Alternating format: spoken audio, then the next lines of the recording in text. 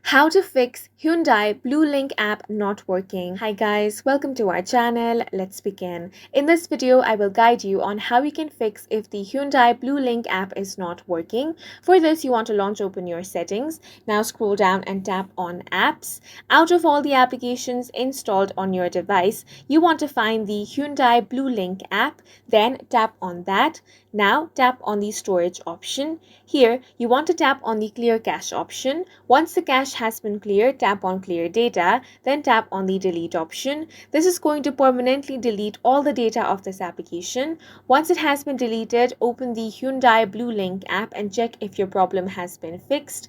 If it is not fixed, you want to open Play Store or App Store to check if your application is fully updated. Now tap on the search bar. Here, you want to search for Hyundai Bluelink app.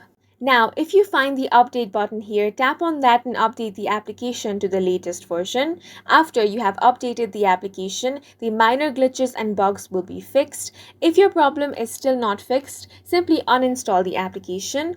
Once you have uninstalled the application, reinstall it again using Play Store or App Store.